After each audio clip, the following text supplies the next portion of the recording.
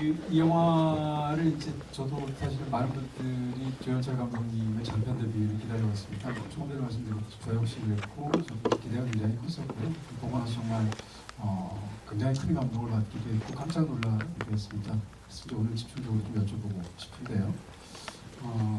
이 이야기를 처음 이제 구상하신 다른 데서도 아마 많이 이야기하셨을 것 같은데 처음 생각은 어떤 것이었습니까?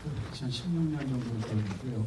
네, 2016년 정도에 제가 굉장히 개인적인 사고를 겪게 되었고 그 사고를 계기로 죽음에 대한 관점이랄지 삶에 대한 관점이 상당히 좀 많이 바뀌었던 것 같아요. 그래서 이전에 제가 외면했던 어떤 죽음들, 제 개인적인 죽음을 떠나서 그런 것들이 뭔가 저를 잡아당겼던 것 같고 어쩔 수 없이 이 영화를 제가 찍어야 될 것 같다. 그리고 이 영화가 어디선가 나를 부르고 있는 것 같다. 뭐 이런 느낌들을 계속해서 받으면서 포기하지 않고 영화를 찍었던 것 같습니다. 네, 개인적으로 겪으신 어떤 일이 계기가 됐다고 말씀해 주셨는데요. 그 계기 이후에 이제 영화를 그 연장선상에서 만드실 때 최초의 어떤 착상이라고 그럴까요? 그것이 이야기일 수도 있고 뭐 이미지일 수도 있을 텐데 그게 어떤 거였는지. 일단은 그 어떤 두 여자 아이들이 떠올랐고 이들에게 죽음이 다가오는 것이 정말로 체감이 되는 어떤 하루를 떠올렸던 것 같아요. 근데 그 이후에 이제 얼마 지나지 않아서 세월호 추모식이 그 광화문 광장에서 있었는데 그때 이제 제가 아이들 영영 앞에 서서 그 얼굴들을 하나하나 들여다보는데 이게 굉장히 무참한 기분이 들더라고요. 제가 뭐 할 수 있는 게 아무것도 없어 보였고 이 제 앞에 놓인 얼굴들이 하나하나 너무 생생한데 지금은 아무것도 뭔가 느낄 수 있는 게 없고 그래서 굉장히 개인적으로 좌절을 하는 동시에 이 죽음들 생생했던 어떤 이 삶과 이야기들의 어떤 의미를 부여하고 싶다라고 생각했던 것 같아요.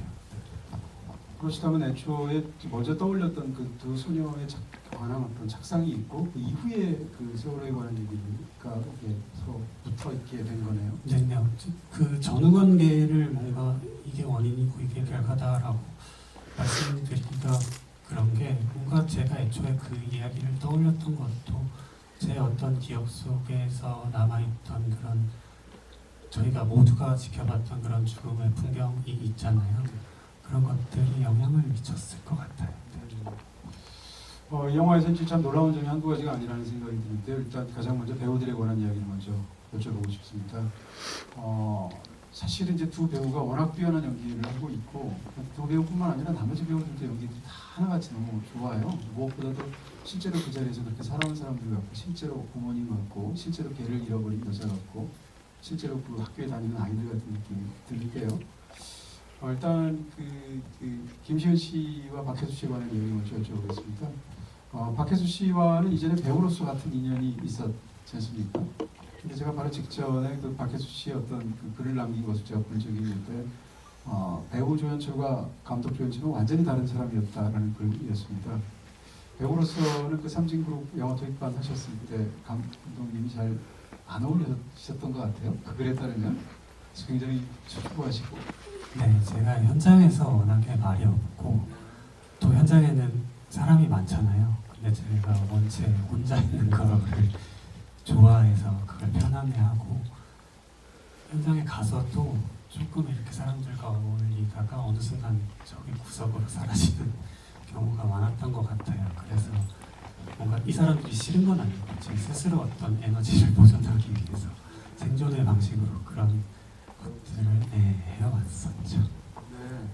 그런데 이 시나리오를 보고 굉장히 반하게 되었고 제안에 바로 이제 하도록 되었고 그래서 박혜수 씨의 이야기에 따르면 감독님과 영화를 찍는 경험이 완전히 내가 아는 그 사람인가? 라는 생각이 들 정도로 카리스마 그 자체였다 하시고요.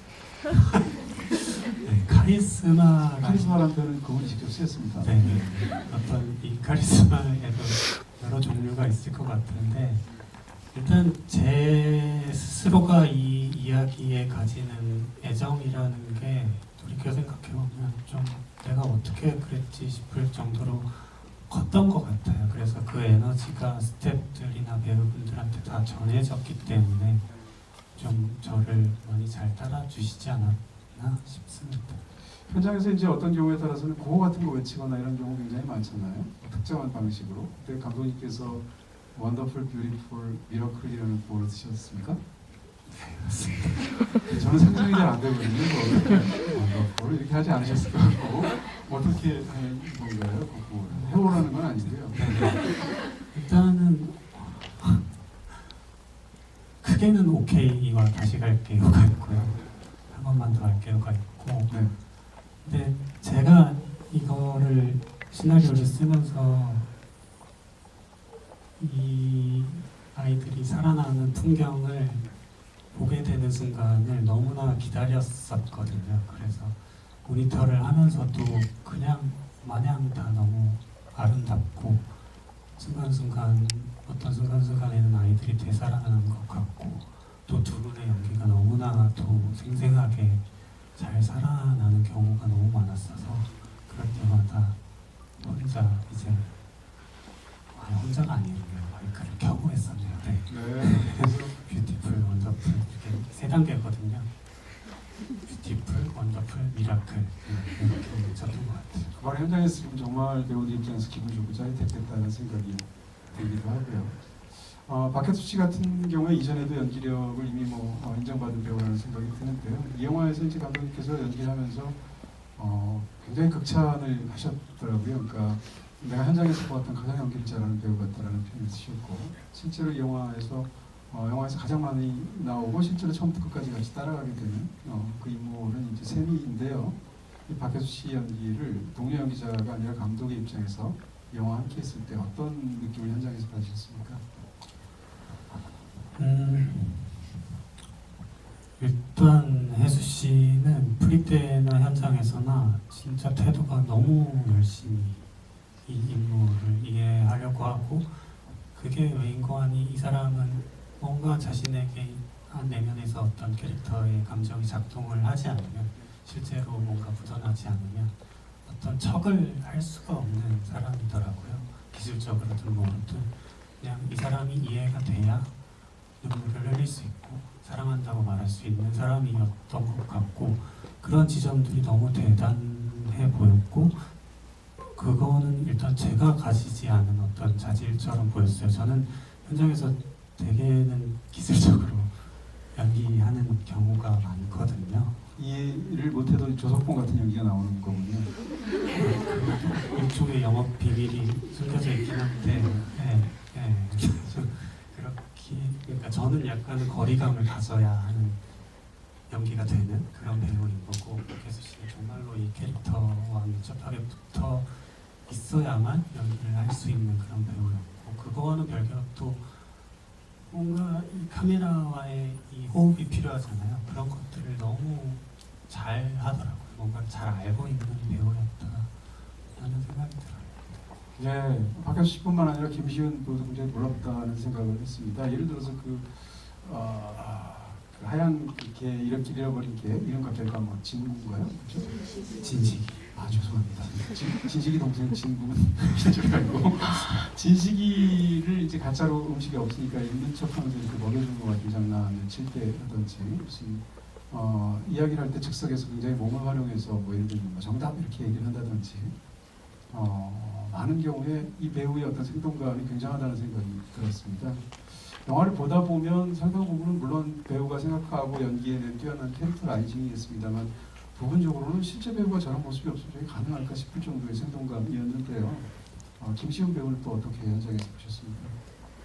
네, 말씀해 주신 것처럼 굉장히 동물적으로 연기를 하는 친구였고 그걸 제가 처음 느끼는 게 이제 오디션을 볼 때 애드립으로 정답 읽고 병드니까를 하더라고요. 저가 쓴 건 그냥 읽고 병드니까였는데 매트하게 그렇게 하는 걸 보면서 이 배우가 어떤 배우가 갖출 수 있는 유머러스함이나 톡톡 튀는 매력 같은 것이나 그 자신으로서 말할 수 있는 어떤 특별한 자질이 있는 것 같다라는 생각이 들었고 아니나 다를까 현장에서 그런 모습들을 매 순간 표현을 해내더라고요.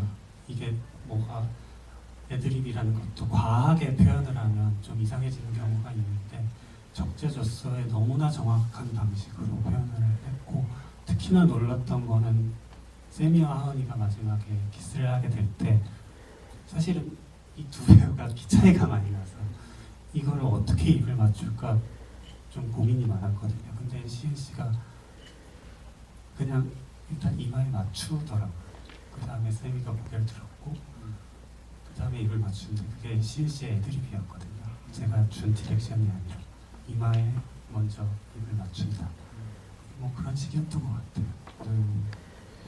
그 버스 안에서 그 엉킨 이어폰을 풀 때 세미가 굉장히 잘 풀던 잘 푸는구나라는 말도 노래하듯이 말을 봤잖아요.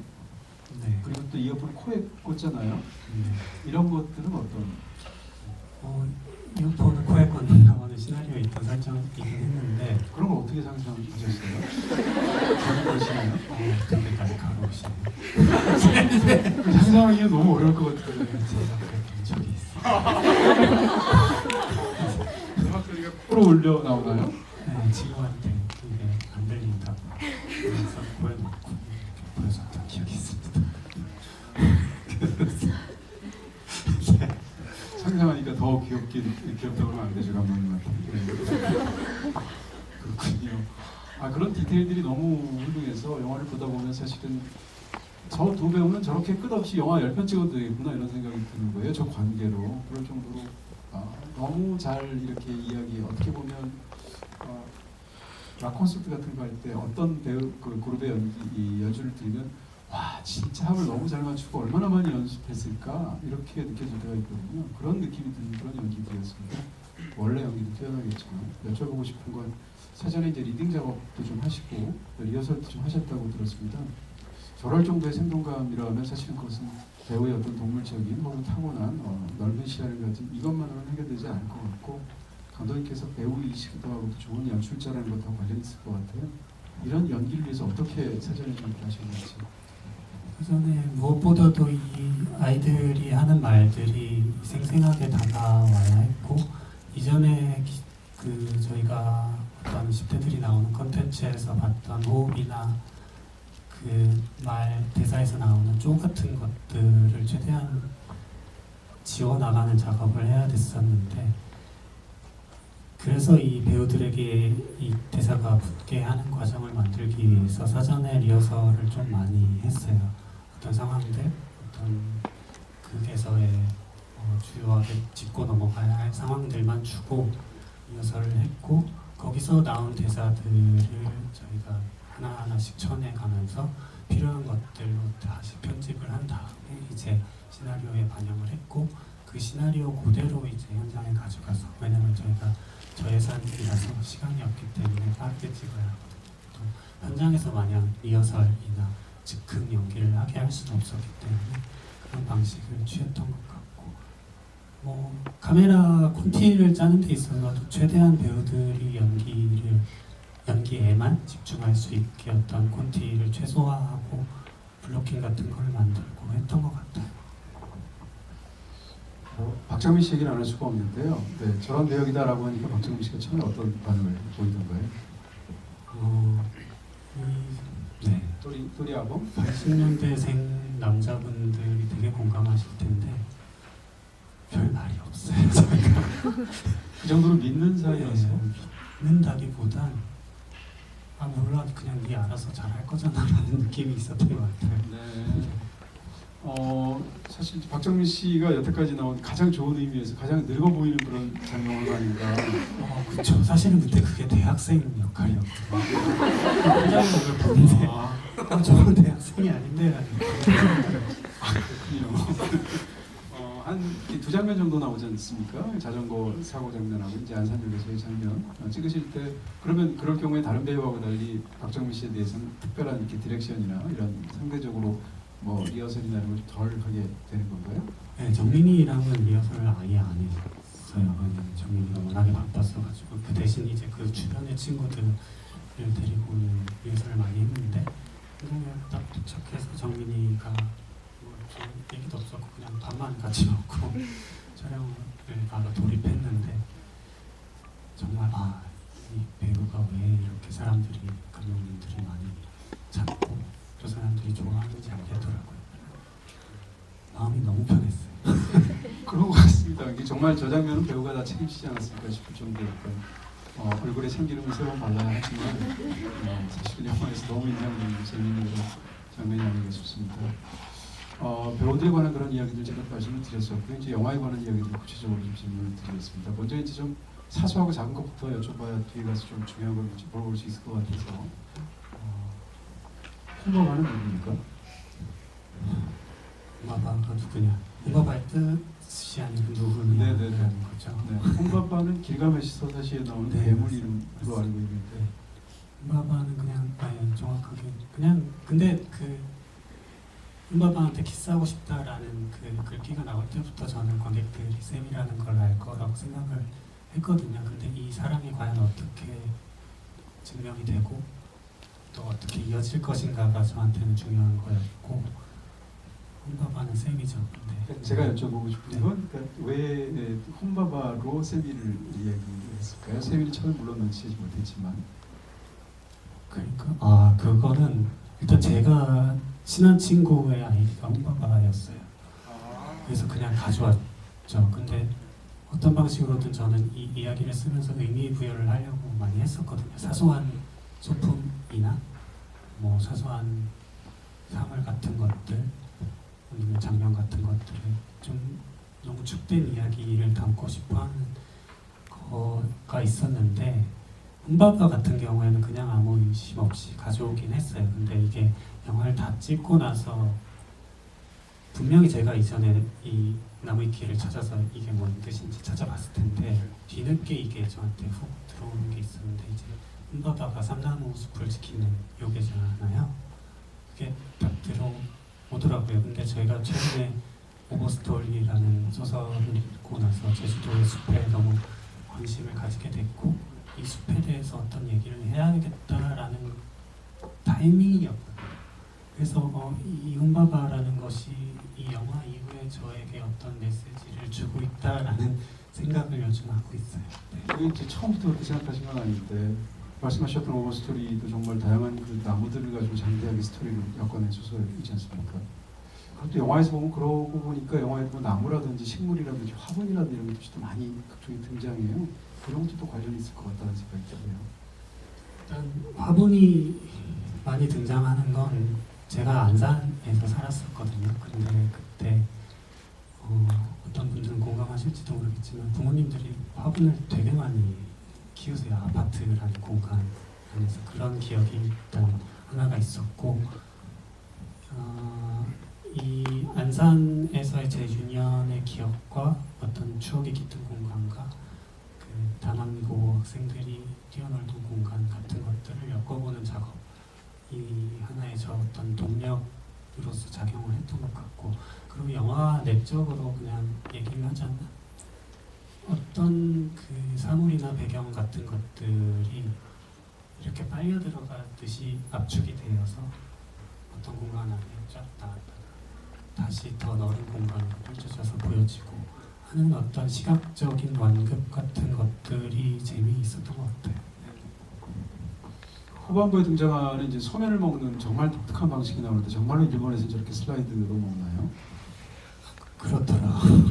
전 진짜로요. 그래서 얼마 전에 그 식중독 사고도 났다고 그 대나무 슬라이드에 손을 본 적 없다가 네, 사실 누가 올린 건지도 모르고 어떻게 보면 굉장히 비위생적이겠다는 생각도 드는데 재미는 있을 것 같은데 저 슬라이드는 그러면 어디선가 보고 이렇게 영화에 재밌게 체험을 하신 건가요? 그거는 일단 철감님의 아이디어였고 애초에는 시나리오에는 제면기였죠. 뭔가를 같이 만들어 놓고 네.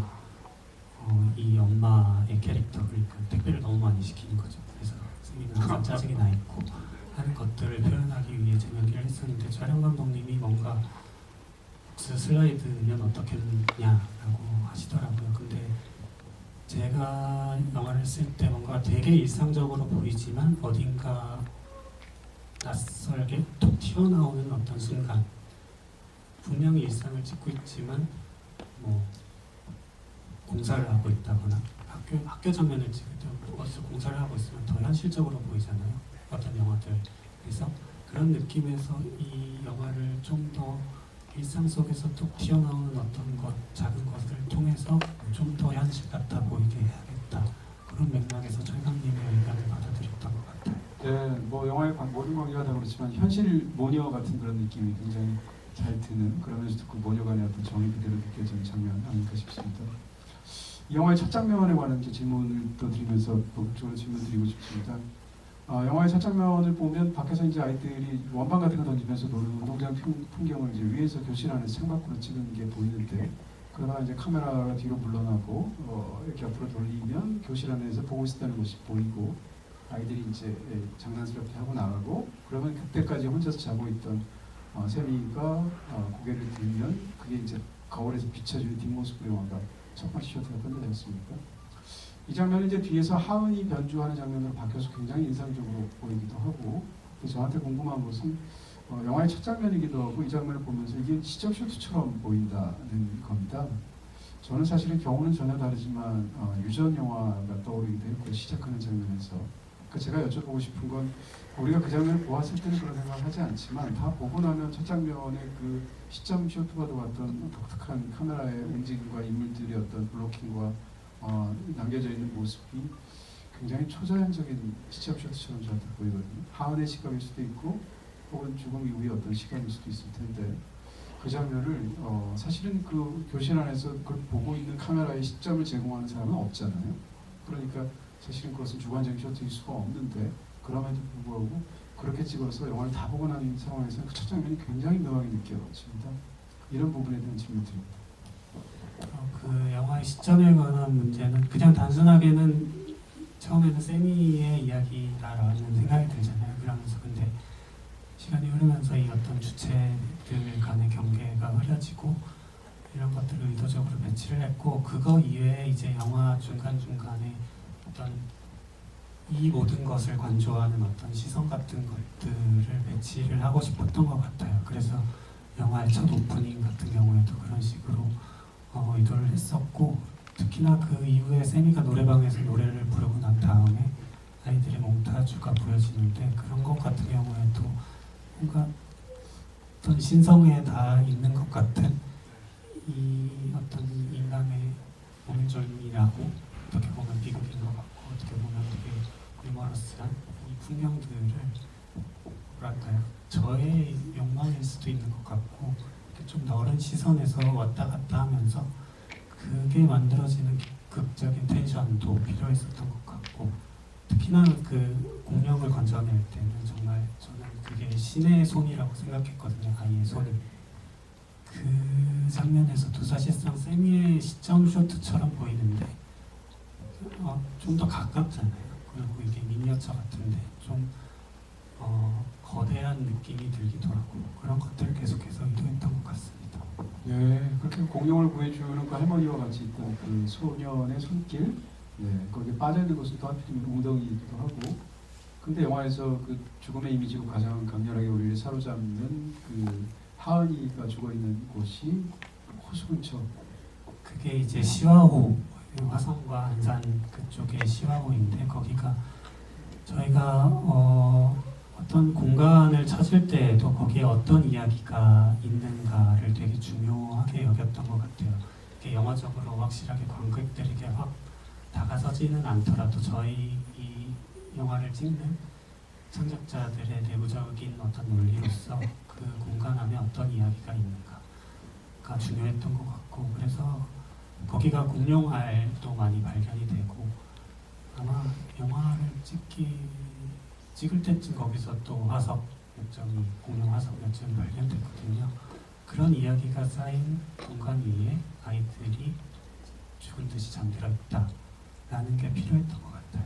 네, 그 창작 과정이 저 같은 그 영화를 즐기는 사람 입장에서 너무 궁금해서 추가적으로 질문을 드리면, 저는 이제 그런 것들이 굉장히 신비하고 멋있게 이렇게 깊게 느껴지는 부분이 있는데요. 그렇다면 시화호라는 곳에서 그 하은의 장면을 촬영을 하고, 시화호라는 그 영화 속의 로케이션에 대해서 조사를 하다가 이곳이 공룡의 서식지이고 이런 것이 발견이 되고 그런 연장선상에서 차후에 아이가 공룡을 웅덩이에서 건져주는 장면을 만들어서 넣으신 건가요?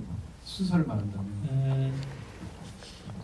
공룡을 이게 어떤 제 내적 충동에 의해서 이게 제가 픽을 하게 된 건지는 모르겠는데 영화를 만들다 보면 되게 이상한, 그러니까 저는 되게 관찰을 많이 하고 되게 채집하는 마음, 혹은 어떤 순간에 포착해야겠다는 마음, 제 삶에서 이 영화에 다 들어가진 않더라도 그런 작업들을 많이 했는데, 그러다 보면 되게 이상한 우연들이 많이 겹치는 경우가 있거든요. 이게 뭐 제 스스로 의미를 부여를 하면서 편집증적으로 이걸 엮어나가는 걸 수도 있겠지만, 그런 연장선에서 그냥 자연스럽게 공룡을 꺼내는 아이가 제 눈에, 그것도 제가 포착한 장면이거든요, 일상에서. 예, 그때도 공룡이었나요? 공룡이었는데 그 부분에서 원래는 사실은 아이가 공룡을 건지면서 할머니한테, 할머니, 물에 빠진 공룡이 물에 빠지면 되돌릴 수 없어. 아이가요? 네, 말을 하더라고요. 그래서 이거를 써야겠다라고 하고 있었는데, 이제 PD님과 스태프들과 얘기를 나눈 과정에서 이 되돌릴 수 없어 라는 말이 누군가에게 상처가 될 수 있겠다라는 그런 어떤 윤리적인 측면에서 이거를 다시 좀 각색을 해야 되는 과정이었었죠. 네, 그런 과정들. 아니요, 굉장히 흥미롭다는 생각이 듭니다. 어떻게 생각하면 이 영화는 이제 그 간절히 되돌리고 싶은 마음이 이 영화의 어떤 동력 중에 하나인 것처럼 보이기도 하고, 그래서 이제 라스트 씬 같은 경우는 굉장히 큰 감동이 되는 건데요.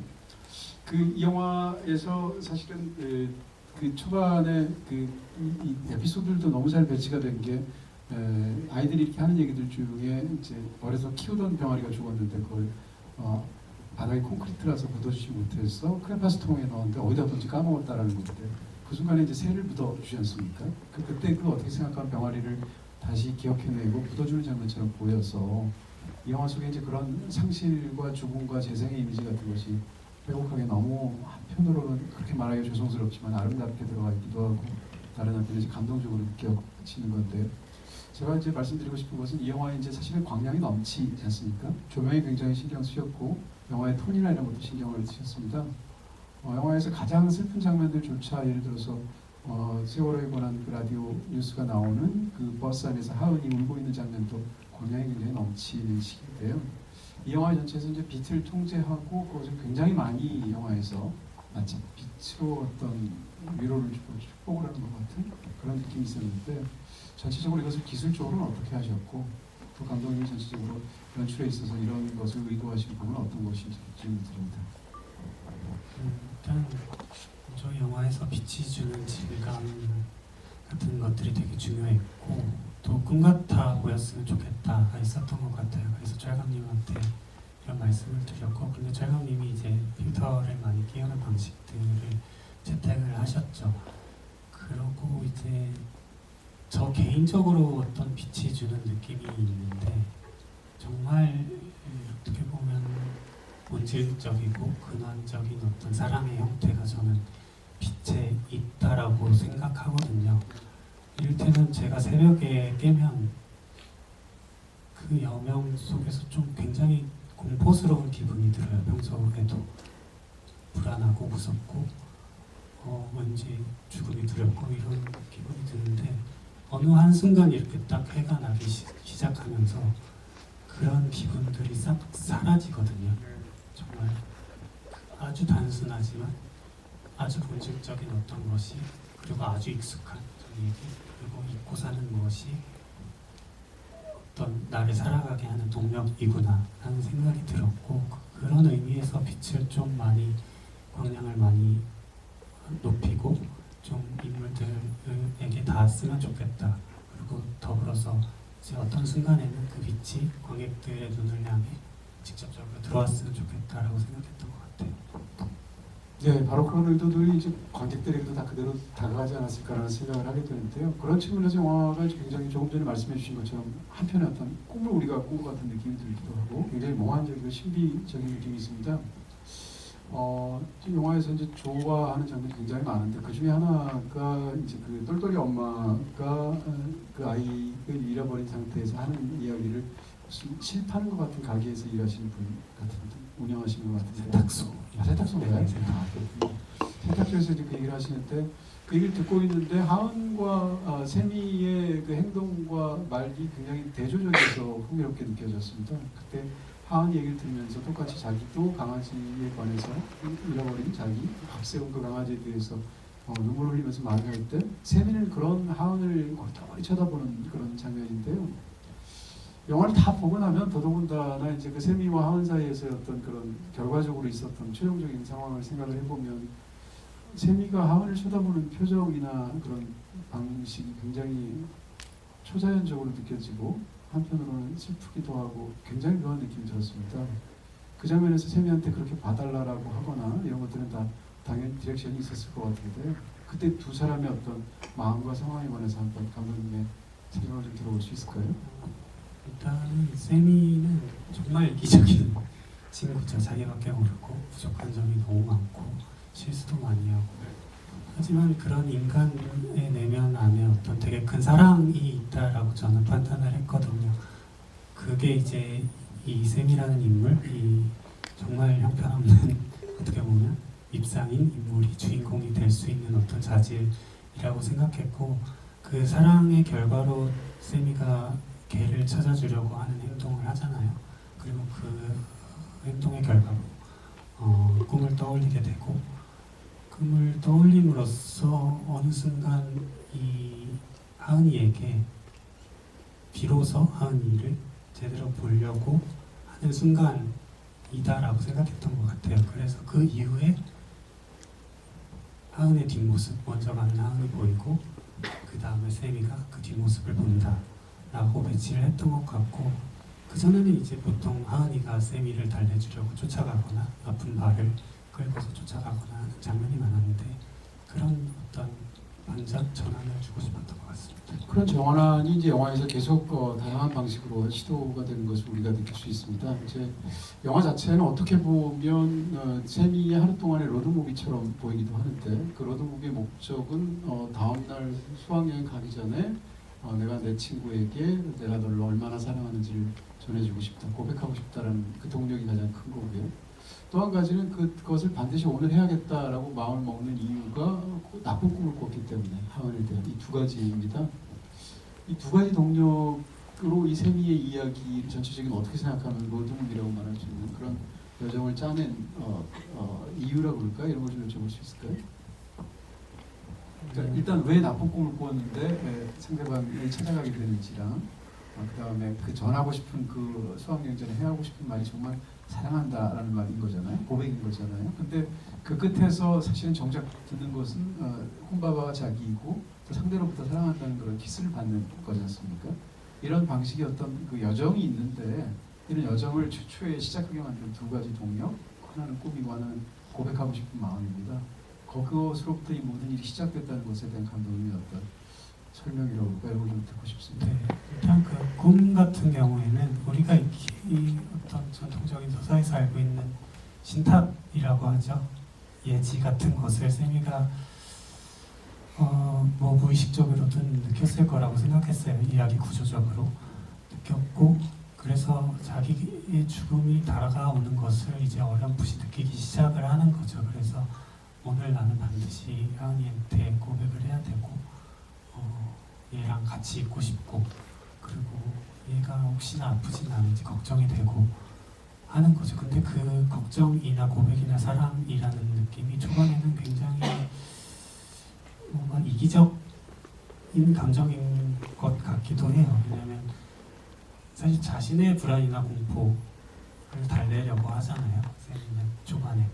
근데 이제 그게 다른 방식으로 좀 더 한숨만 들뜨고 뭔가를 소유하고 싶고 저 사람이 나만 봐줬으면 하는 그런 어떤 연애의 관점에서 느껴지는 어떤 사랑 같은 것들 혹은 보다는 조금은 넓은 의미, 그러니까 아까 말씀드렸듯이 저희를 좀 더 살아가게끔 살고 싶게끔 만드는 어떤 사랑의 의미에 가닿았기 때문에 하은이가 어떤 짓을 했든 어떤 대학생 오빠를 만났건 상관없이 나는 너를 사랑하고 나는 너를 이해할 거야 라고 했던 것 같고, 근데 이게 하은이에게 직접적으로 사랑해라는 고백을 해버리면 뭔가 이게 삶의 진실같이 느껴지지 않았던 거예요. 저는 뭔가 그게 거짓말을 하고 있다는 느낌이 들어서 관객들이 영화 이후를 좀 상상하길 바랬던 거죠. 이 앵무새에게 세미가 결국 하은이한테 하고 싶었던 말을 가르치고, 세미가 이 세상에서 사라졌을 때 이 앵무새가 하은이한테 어떤 말을 해줄지 같은 것들을 상상했던 것 같습니다. 굉장히 사소한데 그 영화를 보면서 무척 그냥 궁금한 게 느껴진 게 있습니다. 그러니까 배우들이 이제 프레임인하고 프레임 아웃할 때 어떤 인물들에 관한 것을 좀 여쭤보고 싶을 때 이 영화에 이제 그런 부분에서 흥미로운 동선들이 굉장히 많다고 생각하는데요. 영화에서 그 자전거로 이제 치게 만들었던 잘생겼다는 그 오빠랑 김시윤 씨랑 같이 대화를 하고 있는데 찾고 있던 그 박혜수 씨가 와서 3시간치 대화하는 장면이 있습니다. 그 장면 마무리가 어떻게 되냐면 한참 셋이 얘기하고 있는데 갑자기 그 자전거 남에 두 친구가 항상 3명이 같이 다니는데 옆에 사람한테 높은 곳에서 뛰어내리는 방식으로, 그것도 멀리서 뛰어내리는 게 아니라 카메라 바로 앞에서 전경에서 훌쩍 뛰어내서 프레임하는 방식, 어떻게 생각하면 굉장히 난폭한 방식이죠. 그런 방식으로 두 사람이 등장합니다. 그래서 저는 처음 등장할 때 또 이게 흔한 설정처럼 또 두 사람, 이 여자들을 괴롭히는데 또 무슨 사건이 벌어지나 이랬는데 그게 아니라 친구였고 셋이 그냥 가는 게 끝이더라고요. 그러니까 이 두 인물은 별로 중요한 인물이 아닌데 굉장히 그 프레이밍하는 순간을 인식할 수 밖에 없을 정도로 전경에서 바로 툭 뛰어서 들어오거든요. 근데 그 인물이 한 번 더 나오는데 그 두 인물이 나중에 이제 찾아가서 폰바바가 당신이냐고 물어보는 어떤 이 박혜수 씨 장면과 자전거남이 다시 나올 때 역시 나머지 두 사람이 이번에는 자전거를 잘못 타서 해가지고 또 역시 전경으로 남포에 들어오고 그걸로 끝이에요. 그러니까 제가 너무 신기한 건 이렇게 독특하게 이 두 사람을 등장시키는 방식으로 자전거 3명을 묘사하는 그 동선은 어떤 건가요? 물론 사소한 건데 제가 너무 길게 물어봤는데 너무 궁금해요. 영화 전체적으로 보시면은 그냥 의도적으로 뭔가 그 안에 있는 인물들이 뭔가 행동에 있어서 생생함 같은 것들이 살아있으면 좋겠다라고 생각을 했던 게 첫 번째였던 것 같아요. 그래서 사실 그 전에 세미가 그 병준이 자전거로 친 오빠를 찾아서 갈 때 꼬마 아이들이 스쳐서 지나가거든요. 그런 것도 같은 맥락에서 그런 게 주는 어떤 생생한 풍경, 저희가 뭐 이 영화를 기존의 어떤 한국 영화들이 했던 것처럼 리얼리티를 그냥 리얼리티 그대로 답습하는 것은 아니지만 어떤 순간순간 우리가 리얼리티라고 생각하는 것을 조금 다른 방식으로 살리고 싶었던 것 같아요. 그래서 여러 가지 면에서 그런 동선들을 많이 줬고, 걔들은 사실 이제 당을 넘어서 학교를 땡땡이 치는 거죠. 네, 그래서 그 카메라 앞으로 이렇게 좀 이게 시각적인 어떻게 보면 그 정한의 제가 즐기는 어떤 스펙타클이라고 할 수 있을 것 같아요. 네. 충분히 이해가 됐습니다. 그리고 이제 제목에 관한 이야기를 드리고 싶은데 이제 너와 나인데 오늘 제가 알았던 굉장히 놀라운 사실 감독님이 직접 쓴 글씨라는 거예요. 글씨가 굉장히 놀랍잖아요. 이분은 대체 말빨리 하는 것 빼고 못하는 게 뭘까요? 굉장하다는 생각을 했습니다. 근데 저는 사실 저 글자가 너무 마음에 들거든요. 제목이 너와 나인데 영화를 다 보고 나면 사실은 너와 나라는 것을 명확하게 나눈 두 사람이 있는 것처럼 보이는데 다 보고 나면 두 사람이 너일 수도 있었던 게 나일 수도 있었던 얘기 있지 않습니까? 세리가 죽었을 수도 있지만 하은이 죽었을 수도 있고 그게 우리 모두가 다 죽었을 수도 있는 혹은 다 살았을 수도 있는 그런 얘기가 되는 것 같아요. 제가 여쭤보고 싶은 것은 일단 제목을 너와 나라고까지 강하게 이렇게 딱 만들게 된 어떤 책에 대한 이야기를 먼저 여쭙고 싶습니다. 이 제목에 대해서 처음 제가 들었던 건 2012년경의 친구, 13년경인가요? 아무튼 그때쯤 친구가 너와 나라는 일본 만화책이 있다라고 말을 그냥 했는데, 그때 어떤 연유에서인지 모르겠지만 되게 운명적인 느낌으로 이 제목이 저한테 꼭 박혀 있었던 것 같아요. 그러고 나서 이제 제 개인적인 사고를 겪고 난 뒤에 어떤 영화를 생각하게 됐을 때, 이 영화의 제목은 너와 나다 라고 생각했던 것 같고, 영화가 전체적으로 그럴 텐데 좀 어떤 저희가 확실히 이건 확실해, 이건 과거 현재 미래가 있고 너랑 나랑은 다른 객체이고, 뭐 남자와 여자는 사랑할 거야, 여자와 여자는 사랑하지 않아, 뭐 이런 어떤 관념이 있잖아요. 그런 것들의 경계를 계속해서 지우려는 작업이었던 것 같아요. 거기서 오는 어떤 새로운 관점 같은 것들, 그리고 앞으로 우리가 어떻게 살아야 할 것이고 어떻게 죽어야 할 것인가에 대한 질문을 던질 수 있을 것 같아 보였어요. 그렇게 그 경계를 문지르는 영화라는 생각을 저도 들었었고, 그게 이제 영화가 주는 굉장히 큰 감동이라고 생각이 드는데요. 사실 영화를 처음 봤을 때 한 3분의 2 지점까지는 이게 더군다나 세월호하고 연계가 되기도 하고, 영화에 어떤 깔려있는 이미지로는 그 세월호의 이야기를 빼고 본다면 하은의 죽음에 어떤 그런 너울이 들여져 있는 얘기였습니까? 왜냐하면 하은이 죽어가는 꿈 얘기고, 하은이 다친 것은 하은이고 등등. 근데 이제 점점점 이 세미도 손을 다치게 되고, 또 정작 세월을 떠나는 것은 세미이지 않습니까? 이 영화를 보면서 제가 이제 굉장히 이 동선에 대해서 아주 인상적으로 와서 여쭤보고 싶다고 느낀 것은, 얼핏 생각하면 이 이야기를 보면서 우리가 이제 세월의 길 떠올릴 수밖에 없고, 실제로 영화에서도 그렇게 언급이 되고 있는데, 살아남게 된 사람이 친구가 떠나게 된 친구한테 해주는 사랑해라는 말의 이야기가 아니라, 떠난 사람이 남아있는 사람한테 돌아와서 사랑한다고 말하는 얘기가 돼버린 거예요. 영화를 다 보고 나면 영화에 등장하는 그 사람을 이렇게 단순히 범주화할 수는 없겠고, 더군다나 너와 나는 섞이는데요. 그럼에도 불구하고 다 보고 나면 결과적으로는 단순하게만 받아들이면 세상을 떠나게 된 건 세미인 것을 보이고, 아이들이 다 눈을 감고 잠에 빠져 있고 빛이 있는 그 버스 안을 볼 때 거기는 하은은 당연히 없었고요. 그렇게 얘기한다면 결국은 이 이야기는 남겨진 삶에 찾아온 죽음이 사랑해라고 죽음이 삶에게 말하는 얘기처럼 저한테 보이거든요. 그게 이 영화에서 굉장히 비범하고도 깊고도 묘하다는 생각을 했습니다. 그러니까 제가 여쭤보고 싶은 건, 왜 하은이 세미를 찾아가서 사랑한다고 말하는 얘기가 아니라 세미가 하은을 찾아가서 사랑한다고 말하는 이야기인가 라는 것에 대한 질문입니다. 이 영화를 처음에 쓰려고 할 당시에 그 광화문에서 집회가 있었죠. 거기서 생존자 학생이 연설을 하면서 꿈에서라도 내 친구가 찾아와 줬으면 좋겠다라는 말을 했어요. 그때부터 이제 저희 영화는 하은의 꿈에 찾아오는 세미의 이야기가 된 거죠.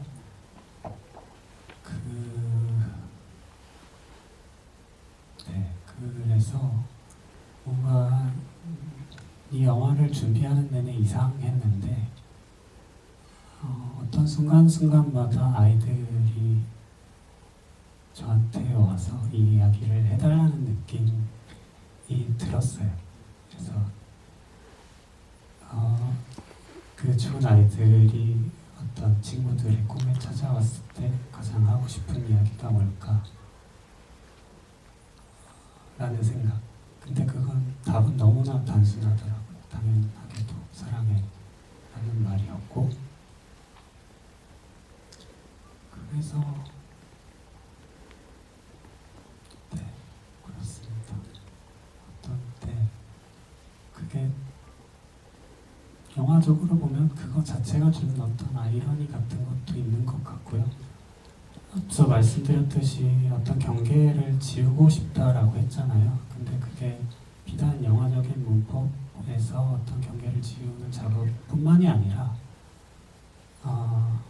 저희가 극장에서 앉아서 스크린을 통해 어떤 빛이 우리의 망망에 맺히게 되고 그 모든 과정을 어떻게 보면 시네마라고 했을 때 이 스크린과 관객 사이에 놓인 어떤 경계 또한 희미해졌으면 좋겠다. 그리고 그렇게 됐을 때 어떤 순간순간에는